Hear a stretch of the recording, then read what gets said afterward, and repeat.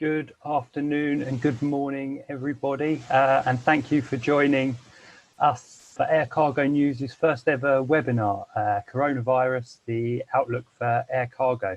My name is Damien Brett. I'm editor of Air Cargo News, and I will be moderating today's discussion.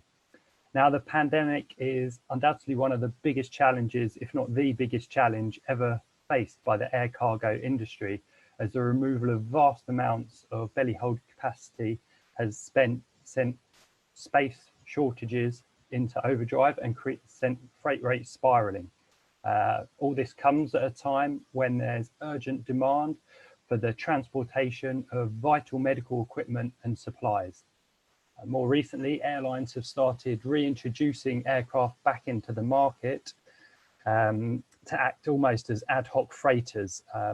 More recently, over the last few days, we've even seen reports of some airlines taking the seats out of the aircraft to try and squeeze in as much cargo as possible. We'll be taking a look at the impact of all this and much more in today's discussion. But before I begin and introduce our panel of experts, a quick bit of housekeeping. The webinar will last around an hour. The first 30 minutes or so will be discussion amongst myself and the panelists. And then after that, we'll have a chance for Q&A from the listeners, from you guys. You can send in your questions using the Q&A tab at the bottom of the window. Try not to use the chat tab if that's okay. Use the Q&A tab. And I'd urge you also not to send in your questions too early, just because we might answer them during the discussion anyway. Also, if you could specify which of the panelists you'd like to answer your question, that would be great.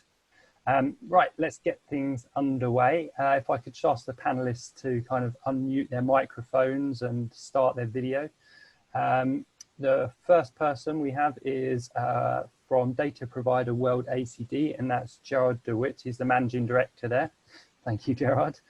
We also have Dan Morgan Evans from charter broker Air Charter Service.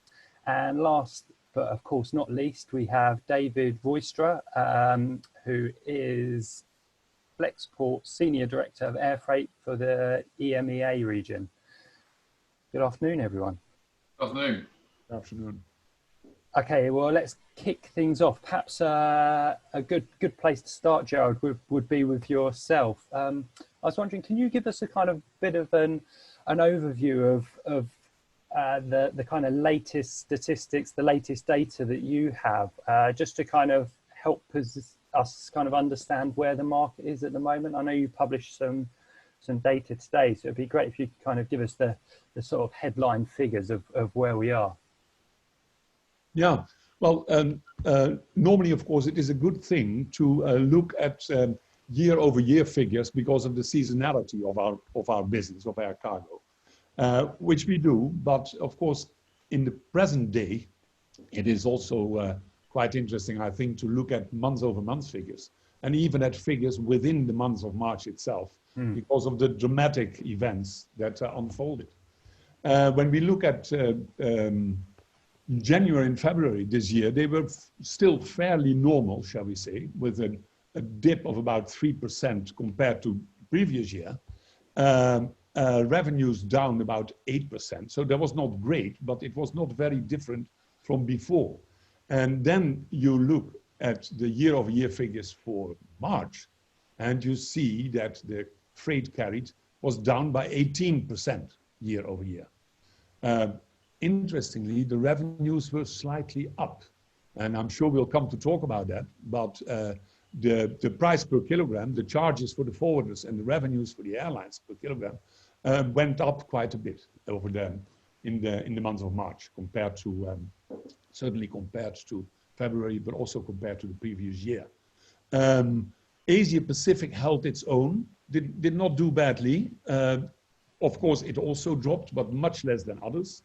And then what we saw was that yield-wise, year-over-year, March was very strong all over the place, whereas when you compare it to January and February, it was 5% down. In other words, quite different views per region, when you look at the weight carried from, for instance, Asia Pacific, it dropped 12% year over year, whereas the total was 18. But if you look at the Middle East and South Asia, David's area, it dropped by 32% year over year. So quite big differences regionally, both in yield performance and in weight performance. So if I may add one thing there, in the yields, for instance, Asia Pacific grew by 34%. So that means business from Asia Pacific to all destinations worldwide, whereas Africa increased its yield year over year by only 1%. I'm sure we will later on talk also about the events within the month, etc. But maybe this is the sort of information you were looking for to start off. Is that correct? Yeah, exactly. A good kind of overview of what was happening in the overall market before drilling down a bit further. And obviously, while demand's down, capacity's obviously come down by a greater amount, because you've mentioned the yield and revenue figures. Do you have any kind of statistics on what was happening with capacity? Yes, we do. We have quite actually yesterday we published our monthly trends, and today we published to our subscribers the trends in the capacity. And the interesting thing there, of course, is that when you look at year over year, you would see that, let me just have a look at my information here. In FTKs, year over year, worldwide, there was a drop of 19%. In ATKs, in available ton kilometers, there was a drop of minus 23%. So actually, load factors increased a little bit, right? Okay, yeah. Yeah, in the sense that the available ton kilometers dropped by a larger percentage than the freight ton kilometers actually carried. And that's 23. And when you look at month over month, so when we look at February and then go to the capacity which you asked for, then you'll see a quite different picture, because there the available ton kilometers indeed dropped by 9% month over month, but the freight ton kilometers increased by 1.8%. Okay, so you can really see there how. And here, of course, you see that the influence of long haul in the FTKs, whereas the previous numbers I gave were the numbers per kilogram, etc. So their distance is not a factor. Yeah. Yeah. Dan, perhaps we could go over to you, and perhaps you could give us kind of picture of what it's been like, the market recently from a charter broker perspective. I'm guessing your phone's barely kind of touched the hook over the last few weeks. It's been really interesting. I mean, to be honest, there's nothing really we can compare. I mean, just before we came online, I think David was mentioning that to begin with, it was like the volcano from years ago, the Icelandic volcano that affected the aviation industry. And I remember saying at Air Cargo India the same thing, that it was such a bizarre event that it was kind of similar to that. But actually, Air Cargo India was way back in sort of early February time, I think. And since then, it's changed the landscape dramatically for us. I mean, just before I came on, I looked at some of our figures in terms of our inquiry numbers during March, March and April. Actually, even February, they were doubled in terms of what we would normally get across our group, across the world. So it's just been all hands to the station, really, in terms of every single one of our 90 cargo brokers, not only our cargo brokers, but our passenger brokers as well, the private jet brokers at the beginning of this pandemic. I think our first charter related to COVID-19 I was sent some information earlier today, was on the 25th of January. That was our first charter, and that was a private jet charter, I believe. And our first cargo charter was back very beginning of February, and that was from Europe into China, which is obviously completely the opposite way around to everything now. So it's been crazy. I think it really ramped up at sort of beginning of March, mid-March, where it suddenly just exploded. And we talked about capacity. where it suddenly became very, very difficult to find freighters.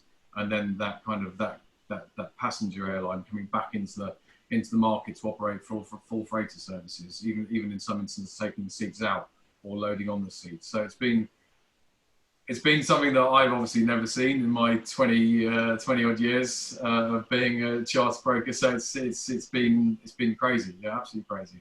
And you spoke about the difficulties in finding aircraft. Have you found that since the airlines have been putting those passenger aircraft available for charter and doing those, and parked up freighters have come back into the market, has it eased a bit over the last couple of weeks or so? Or still...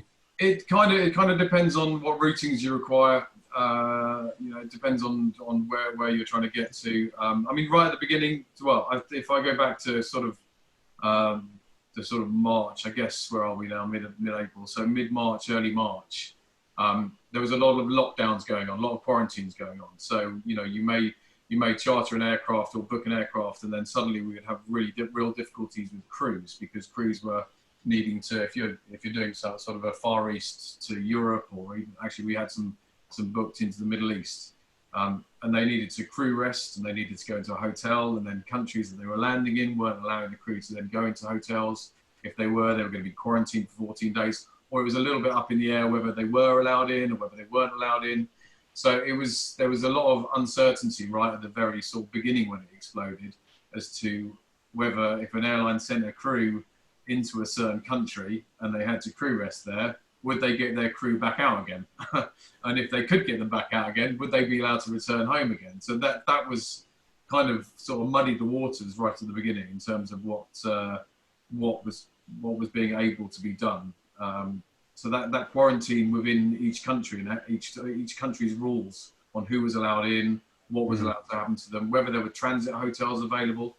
And obviously, if there are transit hotels, these kind of hotels where you're not mixing with the general population of the countries, there's a lot of flights going on, so there need to be a lot of rooms for a lot of flight crews. So that was causing some issues right at the beginning. But it did make a difference. The passenger airlines coming into the market, it has made a difference. I mean, that probably all the freighters did book up, and then they came into play. It's obviously a lot smaller volume available on it, but the prices were a lot lower than the full freighters. So you were actually not getting such a bad deal on some of these in terms of price per kilo. I mean, that's not really been a major factor, the price per kilo, because obviously we're talking about PPE here, face masks, gowns, even ventilators. So most of that has been bought by governments or big health organisations. So it's more of a case of a need as opposed to a price point. It's not your normal consumer goods. So therefore, the kind of, they just want it, and if there's an availability, and you can get an aircraft and it can do the route, then the customers will take it. And David, just before I ask you a question, just a reminder again, if you could ask any questions on the Q&A rather than the chat, if that's okay, just so we can keep them coming there. So David, I don't know if you could give us the kind of freight forwarder perspective. I imagine it's been equally challenging from you. You probably had the customer, when it's not the customers phoning you, it's been you trying to phone the airlines to find space. Has that been a bit of a challenge over the last few weeks? Yeah, absolutely.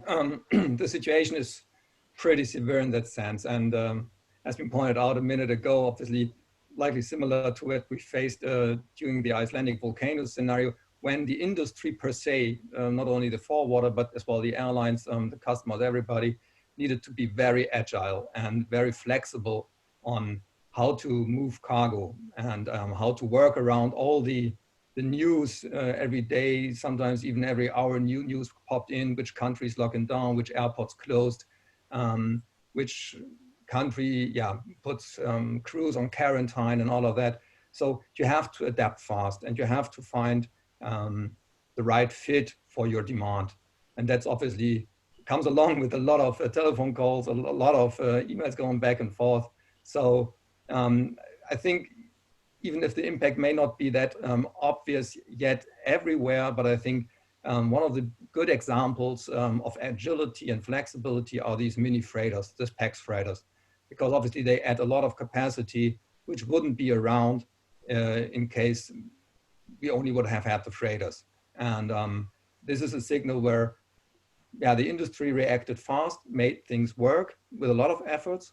And this obviously proves that moving cargo remains a very people-driven business. And have you kind of noticed the kind of capacity constraints easing in the last few days, or is it still been hard for you to kind of secure capacity?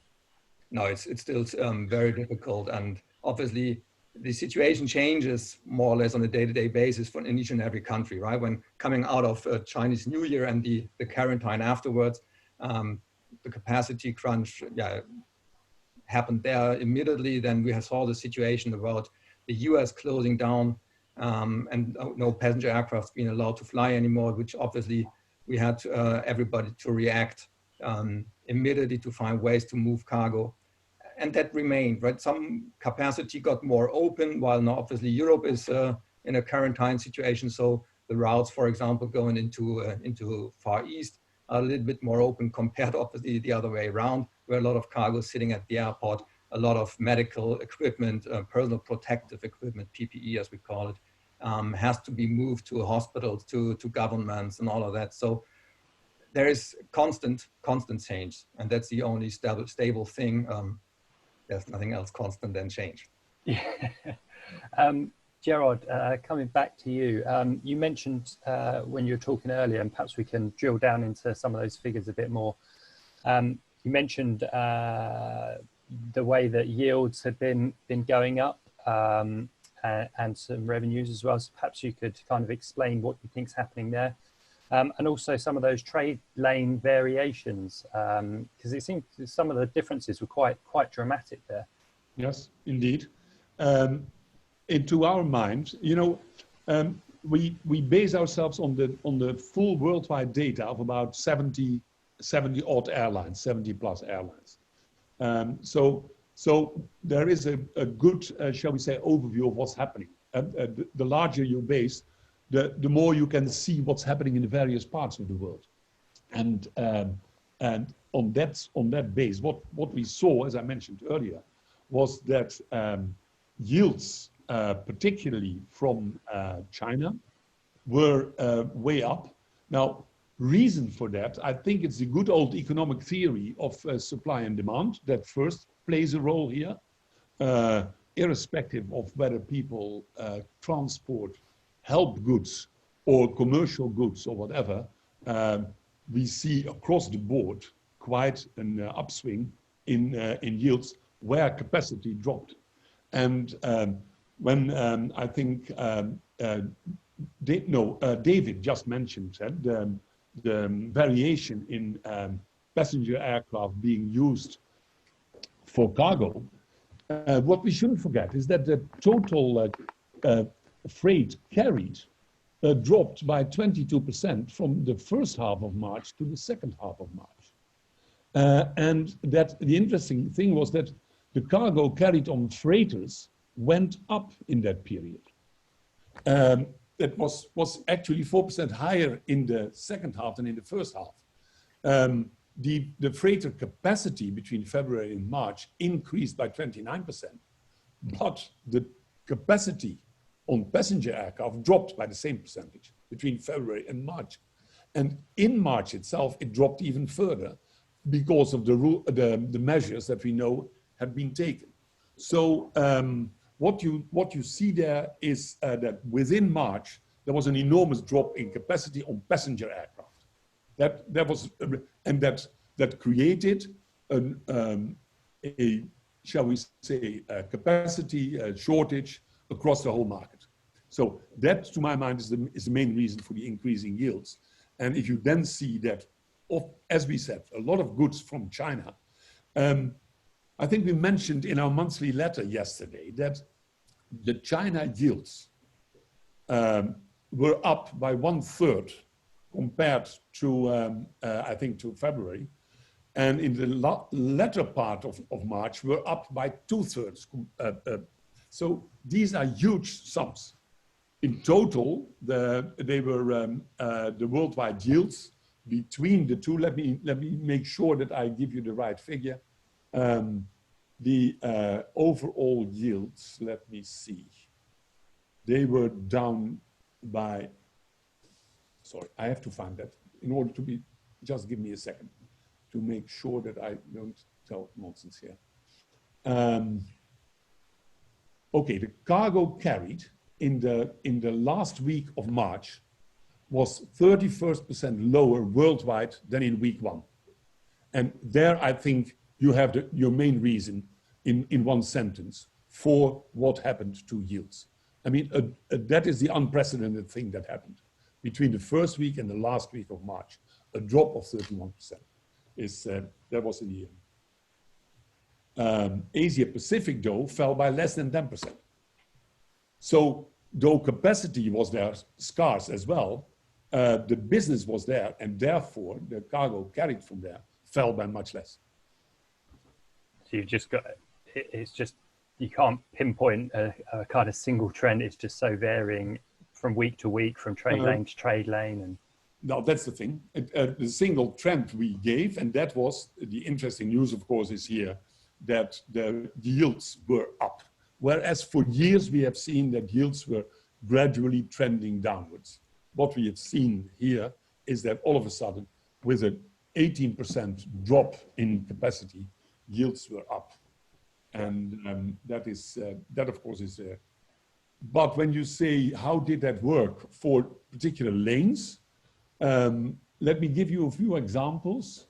For instance, if we look at the lane from the USA Pacific to Japan, we see that the year-over-year change in yield was not more than about 10% down. But between China East, from China East, and the USA Pacific states, so the west of the US, the volume was down, chargeable weight, by about 20%, but the yields were up around 70%, 70.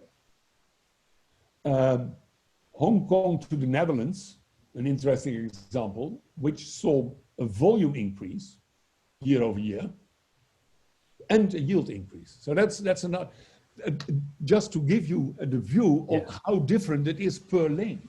Hong Kong to the Netherlands, I think, was up by about 22% in chargeable weight year over year in March, and the yields were up by 40%.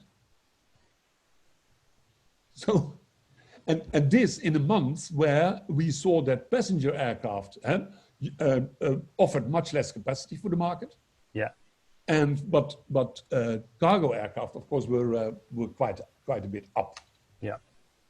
So that gives you probably a feel for the vast differences from one lane to another. Yeah. David, moving over to yourself. I was wondering if you could kind of give us a bit of an overview of the kind of strategies you're implementing to try and keep supply chains moving. I mean, have you been chartering aircraft? I know you've got BSAs, a BSA network. How have you kind of been, what strategies have you been doing to keep things moving? Yeah, I think most important here to pinpoint to is what we mentioned earlier: agility, flexibility, and even more important, maybe even visibility. Because without knowing what and where and when you want it, it's difficult to find the right capacity.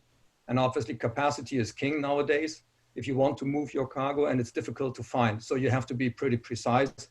And when you have an opportunity to get some capacities, then you better make use of it. Otherwise, the next hour it might be gone. So pinpointing again to the visibility, it's important as well, not only for yourself to know it, but as well to keep your counterparts pretty close. So as a shipper, the forwarder and the consignee, or as a consignee, your shipper and your forwarder, make sure you're well aligned, you have clarity on which products needs to be first, which SKU is the most one to be prioritized, et cetera, et cetera. So these kind of things are pretty important. That then obviously relates back to the fact to find the right mode of transport. Let it be a charter, let it be a part charter, maybe even as well switching over to sea air or even rail when all this started again out of Asia, which obviously is much more difficult. Look into the US, where pretty much air is the one, and then maybe fast boat solutions could be an alternative. So you really have to make sure that you streamline your supply chain from shipper to consignee, and best case, you have the forwarder connected to it at all times. Yeah, yeah. Yeah, Gerard kind of mentioned the pricing front there. You know, I've seen a few reports of people saying that there's maybe been a bit of profiteering going on. Do you think that's a fair accusation? Well, I surely cannot comment on people profiteering or not, obviously. And I think Gerard pointed it out. It's always a question of supply and demand, and our industry never tend to be different. So there is obviously some lanes which have a little bit of more pressure going on, let it be out of Shanghai or out of Hong Kong. And with that, obviously, reduced capacities, well, things happen, right? So there is an increase in yield, but I couldn't comment whether that's profiteering or not. Yeah, yeah. Dan, in a discussion beforehand as well, I know you mentioned that it's surprisingly, it's not just medical equipment shippers you're getting inquiries from. You've actually noticed some kind of other sectors begin to start making inquiries again now. I don't know if you kind of... we don't, actually just today, but I mean, to be honest, mostly, I mean, pretty much 99% of everything we've moved has been medical related in one way or another. That we do, obviously, there are still some charters happening. Weirdly, paradoxically, almost, with the oil prices being so low, we've actually moved quite a lot of oil and gas equipment in the last few weeks. But that's purely down to the capacity issues. You know, they would never be chartering if it wasn't for the fact that the capacity was taken up. You know, moving PPE or the fact that the belly freight isn't there anymore. So that's forced some other sectors that are not kind of that China, Europe, China, America routings to use charters for that sort of thing. But I mean, I mentioned beforehand, but just today we did sign a contract to move electronics, which was just surprising. I was just quite surprised that we were signing a contract for that at this stage. So I think that you know, clearly with the capacity being at such you know, so restricted right now, and I think a lot of airlines, I mean, Qatar, I see they've even just announced that, you know, everything, they prioritize medical equipment above everything else. So, you know, that will move first. And I think that is what is moving at the moment. And I think in China, you will see, well, there is a build-up of non-PPE, non-medical freight that will eventually have to move. So, I mean, once you know, fingers crossed, and God willing that Europe and America come out of quarantine and you know, COVID-19 starts to disappear, or we have a vaccine or whatever it is, then I think there'll still be quite a demand in the market for charters or for, you know, higher freight rates, whatever that'll be, because as we open up and as China have opened up in terms of their factories working, this stuff has been building and building and building, and it's got to move at some point or another. So we will start to transition, and I don't think it'll be right now. We're still somewhere away from that, I think.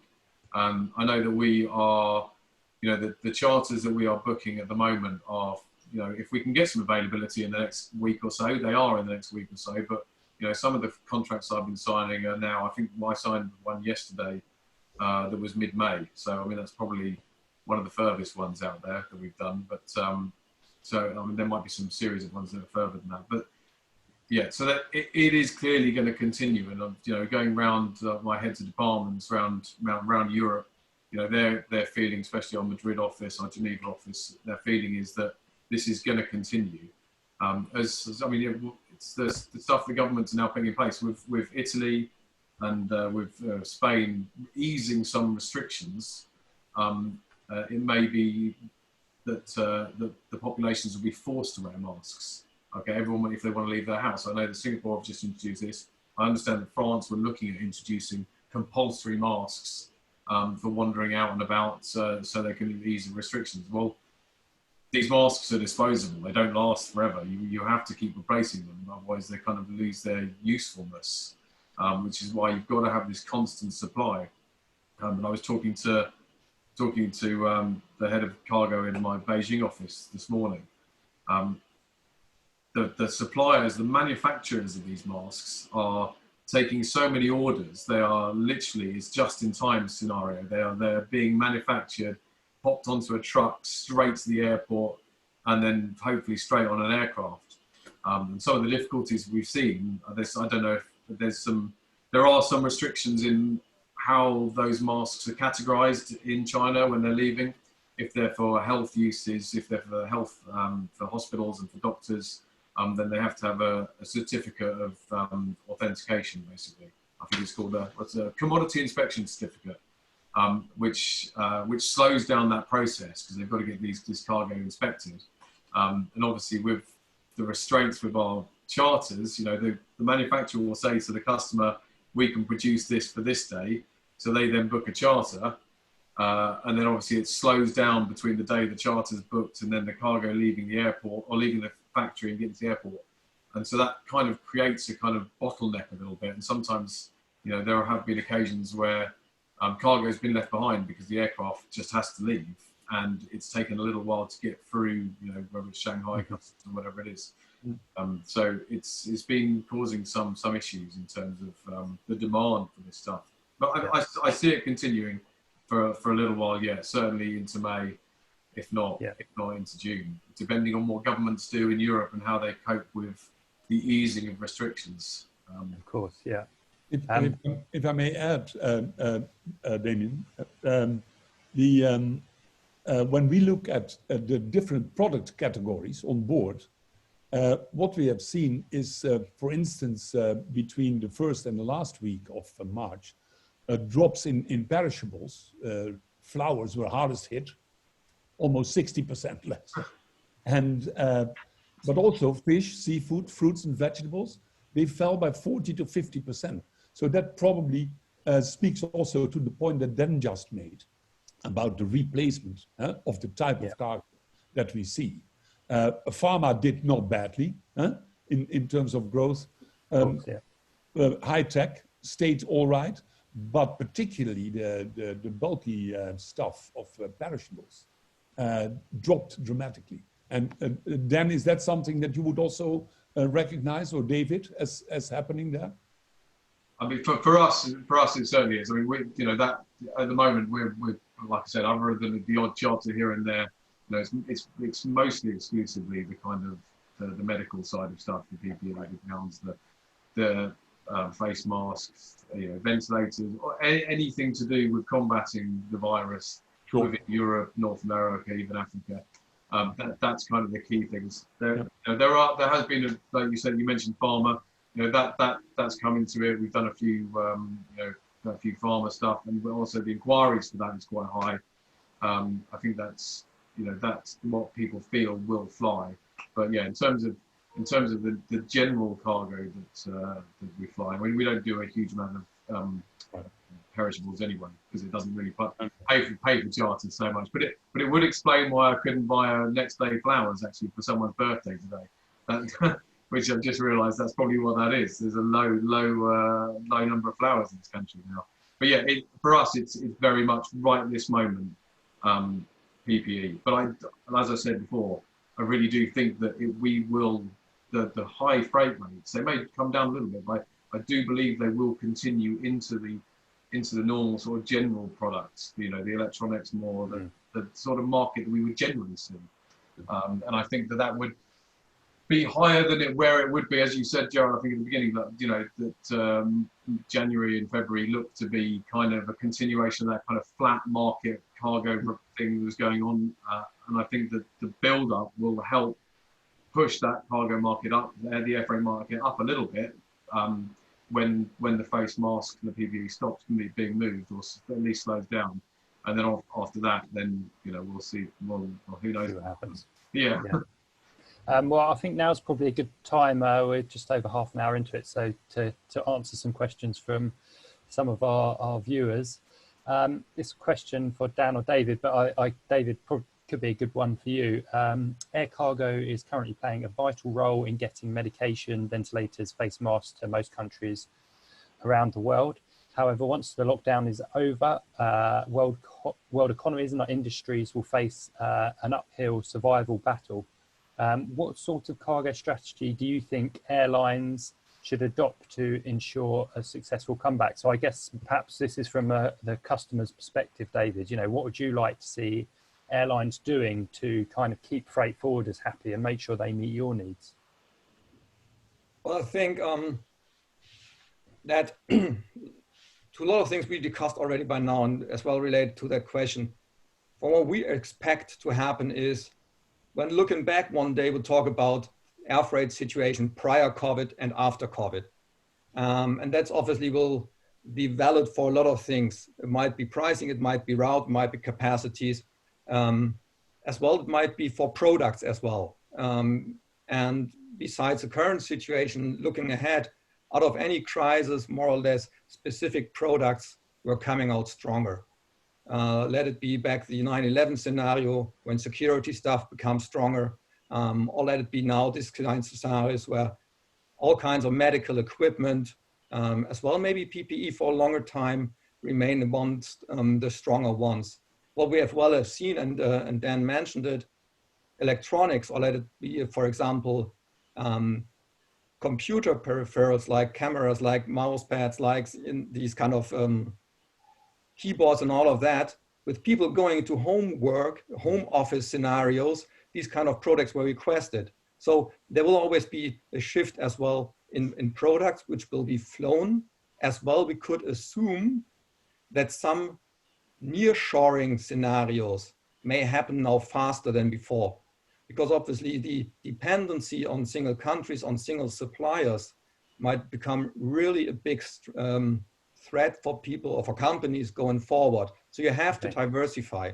You have to find alternative solutions. And with that, that will as well change the market environment for airlines. Yeah, that's an interesting point, because last year it felt like we'd started to see that kind of diversification supply chain strategy anyway, with all the tariff war between China and the US, and people saying, okay, well, let's not back one horse, let's kind of spread our bet. And from what you're saying, longer term, you expect that to continue, partly because of the coronavirus outbreak. True. Okay, another question. This one's for you, Gerard. Probably, yeah, I'll be interested to hear what you say here. Thank you for this amazing webinar. That's okay. This person wants to know, what is your year-end forecast for revenue and tonnage for the whole market? Do you have at least scenarios or round figures? What do you think? I was going to say, let's throw a dart at a dartboard or something. I think it's good manners these days to begin the answer by saying excellent question. So I'll use that. I'll say excellent question. And a question that, let me be perfectly blunt and honest and upfront and whatever about it, we find it completely impossible to say anything serious about what may be at the end of this year. You know the wonderful saying, I think attributed to Mark Twain, that forecasting is very difficult, particularly when it concerns the future. And this is more true than ever, I think. I mean, we know that certain equipment manufacturers forecast that air freight will grow with 5% per year for the next 20 years, and we hear that every year. That kind of forecasting is basically continuing the lines and say, okay, if it continues the trend, then we will hope that it'll come there. We find it completely impossible to say. Let's take the simple fact that we have no idea yet, at least we at WorldACD have no idea yet, what the changes in demand for consumer goods, for perishables, for the sort of things that are being transported by air, how they will change and in which markets. We find that very difficult to predict. The interesting thing is that yes, pharmaceuticals, I think you can say that will continue to grow with a tendency to go towards more personalized medicine, etc. And yet, what we saw last month was that from Europe, pharmaceuticals grew, and from another big pharmaceuticals market like India, it dropped heavily. So that tells you how difficult it is to to make any sense, to put it that way, for the longer term in this business. Frankly, we have no idea. Very honest answer, Gerard. Thank you. Dan, a question for you here, and again, it's a bit on predictions. This person's saying, being an air freight forwarder, I am a little anxious, worried about the possible cargo traffic slump. What are your thoughts on that? I know you've mentioned you kind of see that as different markets come online, production lines come online, people start getting out and about, there could be some spikes. But do you see also slumps? Could it be a year that's, you know, lots of peaks and troughs? Yeah, I mean, I think so. I mean, like you say, it's difficult to predict. I think what we're kind of predicting to happen is that, you know, once this initial sort of quarantine stage and people get back out and about, we'll see that build up of cargo maintaining that high level of sort of air freight. Hopefully, fingers crossed. I mean, that's what we all need. And then you know, it depends really what, and like we said, I think Gerard said, we don't know what the consumer is going to do. That's kind of the main thing, isn't it? I think people being stuck in their houses for quite a number of weeks, you know, what are they going to do? Are they going to have jobs when they get out there? Are they going to feel free to get out and spend some money and go and do some stuff? Or, you know, it depends on the human psychology and what people do as soon as they get out of their houses. I mean, that's the difficult thing to pinpoint. I mean, but in terms of just pure predictions for us, I would say that we will carry on seeing some strong demand to the summer, like to the July, and then I fear that it will drop off quite a bit, and then we will see what happens in the winter time. I mean, like I said, previous to this, it wasn't the strongest of air freight markets anyway. Personally, I see that. I think that we will see still some demand in the winter time. You know, we talked about electronics. There are some big consumer launches still to come this winter. You know, if you're a PlayStation fan, there's PlayStations and Xboxes and all this sort of stuff.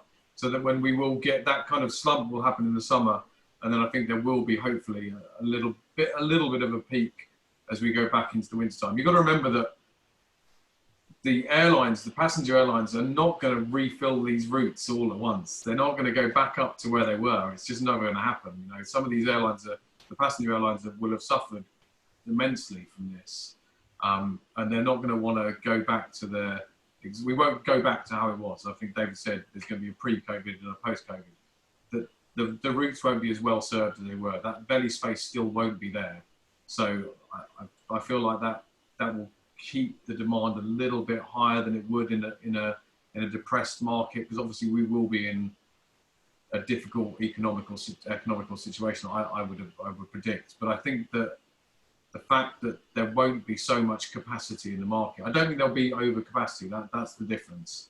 I think it's not like pre-COVID. I'm going to use that term now. It's not like last winter when there was a lot of aircraft around. You know, some of the big freighter boys were parking up aircraft because there was a lot of capacity and not enough freight. I think that there won't be overcapacity in the winter, so hopefully we'll keep things a little bit better than the sort of doomsday scenario that could happen. But obviously, it really does depend on the population's attitude and perception when they come out from being locked up in their houses. I think that's key. And how many people will still have jobs, and how many businesses will still be going. I mean, it's very doomsday scenarios when we listen to the news at the moment. So it all depends what happens. And plus, if I may, to how many cities will you still have cargo capacity being flown? Yeah. Because you could say that consumers have benefited from the fact that so much cargo is actually transported by passenger aircraft. Yeah. And therefore, that passenger demand often decided where cargo would go to. That may well change, and that will, I suppose, have its effects for the cost for forwarders, for shippers. That could play a role. Yeah, the passenger demand will be a big thing. I mean, that's the thing. There'll be a huge demand for people to be travelling, and that people will still be nervous about travelling around the world. I think that would be my impression, and which is why I say the airlines aren't going to go back to their frequencies they had on routes before, or even cut a lot of their routes out and not return to those routes. So that will make a big difference to the cargo market. Yep. We've got a question here for David. David, how important do you feel technology in the air freight sector is to help maximize opportunities during this pandemic?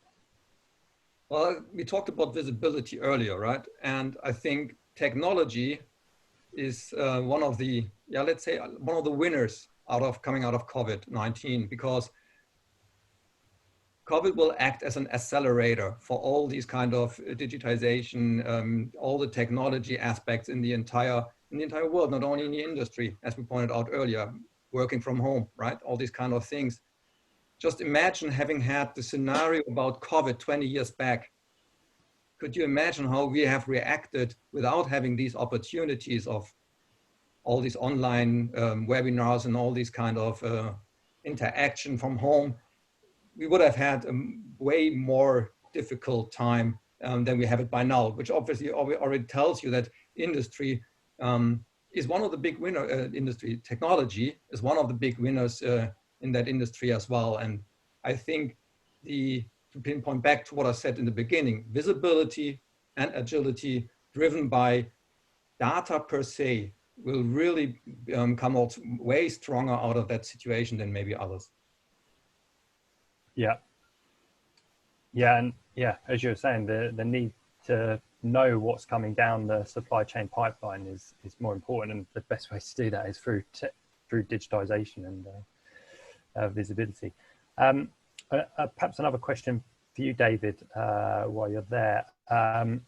With air cargo rates skyrocketing to at an amazing level, what can the industry do to maintain the rates at a level that is more healthy than they have been before the crisis? I guess that depends on what sort of perspective you take on whether they're healthy now or whether they're more healthy before the crisis. But yeah, I don't know if you've got some thoughts on that. Do you think that with less belly capacity that the rates will stay more towards this level, or do you think it will just be a matter of time before they go down to what they were before? Okay, as well, based on what's been discussed and on the question before, the one you rephrased to me about how will the market look like going forward.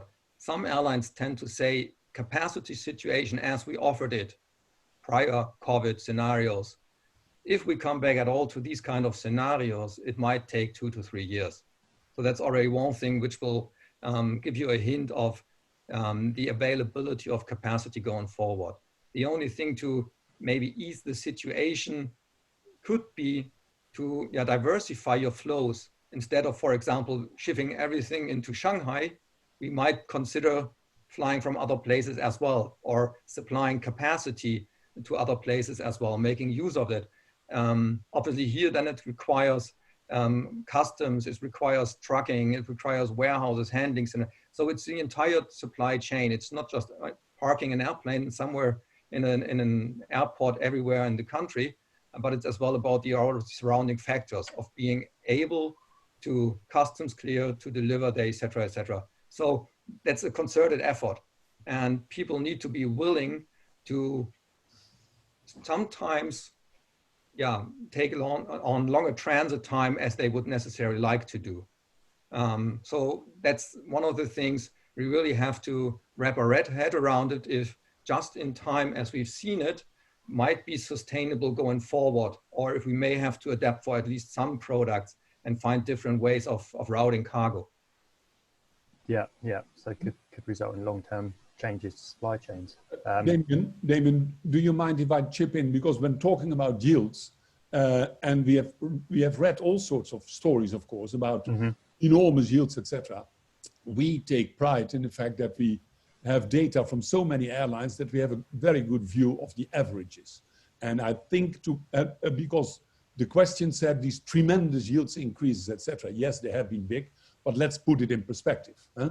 It's when you look at the increase from the 1st of March to the last of March, yeah, yes, it's true that, for instance, from Asia Pacific, yields doubled. Yeah, that's to the last of March. But for the month as a whole, they went up by about 30%. Now, the big question is, will the passenger aircraft that are now being used to carry cargo, will that continue? Will airlines be able to sort of cover their variable cost? Because if they're no longer capable of doing that, it makes no sense for them to fly. And that may help to influence the capacity. But on the whole, if we look at the increase for worldwide for air cargo, then we saw that at the beginning of the month, it stood around, let's say about 170, 175 in US dollars. And for the whole month as a whole, it went up to $2.13. So I think to put things in perspective, I wanted to interject that. Yeah, no, very, very good point, Gerard. Another question here. There seems to be a few questions that are coming. Actually, people are quite concerned about, actually worried about their business, which is, sometimes you kind of forget that, don't you, that people's livelihoods are at stake. But this person is saying, and perhaps this is one for you, Dan, considering the lack of cargo aircraft available for April, how do you think May will be? We have very little availability and are quite afraid of not having any availability to offer in the next month. So they can't sell anything because they can't find any space. It is extraordinarily tight. There are, small slots here and there. I think we talked before, I spoke to David before we came online, that occasionally people have booked some charters and then cancelled the charters because they didn't need them or their equipment's not ready or whatever it is. So you do get some slots that come up, but they come up for a matter of hours before they're booked. I mean, it's just such a seller's market for the airlines when it comes to charters. All I can say to that is that there are a huge number. I mean, we talk about the passenger airlines coming back in as being mini freighters. It's not the majority. It's a minority. There's not the huge amount of these aircraft are doing. We can find them, and there are some about. So we'll always be able to find an aircraft. It's just whether the customer will pay that price point. That you've got a smaller cubic meter, smaller payload, and you're still flying a fairly large aircraft, long distances. But there is availability, but it is at the moment the near stuff. The stuff that you can get available right away is generally on the passenger airlines with the belly freight. In terms of full freighters, depending on what route it is, some of the bigger aircraft are a long way out in terms of availability. So especially if you're looking for an Antonov 124 at the moment, there's some real issues trying to get one of those. And there are some 747 availability around. But the prices are extraordinarily high at the moment. So, the contract prices from mid-March to mid-April have gone up, 150% in some of them. So it's quite extraordinary. Sorry, go ahead. Well, it's just, I think there may be a point where they price themselves sort of slightly out, and those prices will start to fall back down again. But yeah, there is capacity. We can find some capacity, certainly for charters. But it probably will be the belly freight of a passenger airline. And I think, allow me to add, that's a very valid statement, right? There is no capacity, so you have to buy a freighter, and the freighter obviously comes at a decent price. And looking just, for example, to the passenger airline, to the passenger mini freighters, there is a cost to it, right? And flying maybe one road half empty and the other only full, you have to cover your costs, and this will not come for free. The carriers won't do that for fun, but they do it because there is a need, and there is as well, there may be at least a break-even scenario possible. So whether this as well is considered in the overall feedback carriers are playing back in regards to yield scenarios, I would wonder on one hand side, and on the other hand side, I believe if so, at least the April figures may look different, because with the pressure we're seeing in the market and with the mini freighters having increased only since, let's say, last weeks of March, we surely see the situation being pretty severe. Yeah. I'm just looking at the time there. We've got 4 minutes left, so maybe we could do just a couple of quick fire questions. I should say we've got 57 questions unanswered, so I apologise that we haven't had time to answer all your questions, but I think, yeah, we'd be here all night trying to do that. So Gerard, perhaps one very last quick fire question for you. What do you think the impact of airline bankruptcy will be on the cargo market? Do you expect a concentration of big players? We, of course, we have been talking about it for the last 20 years, if not 30, and yet we have seen some concentration, of course, but maybe not to the extent that we expected it in aviation 20 years ago.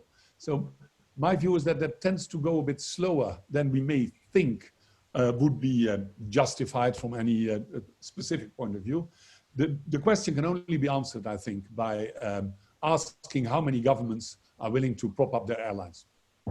Yeah, very true. I think that will be the main thing. May I just say one thing, and that is to thank all, and many people probably among the participants are among them. We are so very impressed with the fact that in these hard times for people in airlines, we receive the data that we built our data services on from over 80 parties every month, and in spite of difficulties, etc., they continue to provide us with the inputs, and we would like to thank them for that. Good point, Gerard. And then David, one kind of quick last question for you. With the shift towards e-commerce, purchases via e-commerce platforms have increased significantly. Do you think this will be contribute to a permanent behavioural shift after the outbreak? And then, you know, how will that change the air cargo market? Yeah, particularly relating that to e-commerce, but I think we mentioned that earlier, right? Technology per se will come out stronger, and I would put e-commerce in that bucket as well. So we've seen Amazon, you know, raising the number of people they want to hire during that kind of period. I think that already gives a statement. And on the other hand, it's fair enough to mention, as Dan pointed out, once we are all out of quarantine again, we may want to go down to the city and buy something or treat ourselves good, and this will not necessarily happen online. So there is as well a likelihood that the standard business remains. Yeah, it's true. Yeah, people might crave the kind of personal contact that you get from shopping in a physical bricks and mortar store rather than online. Well, we've got 1 minute left, so it's probably not time for another question. So I just wanted to thank everyone for tuning on behalf of myself and also the panelists. It's been some really interesting topics, and we're up to about 480 participants at one point, so a really decent number. Yeah, and 59 questions unanswered, so apologies if we didn't get to answer your question. But yeah, thanks for tuning in, and my thanks to the panelists as well for taking part. It's been really interesting, and yeah, speak to you all soon. Thank you. Thanks a lot. Thanks. Thank you.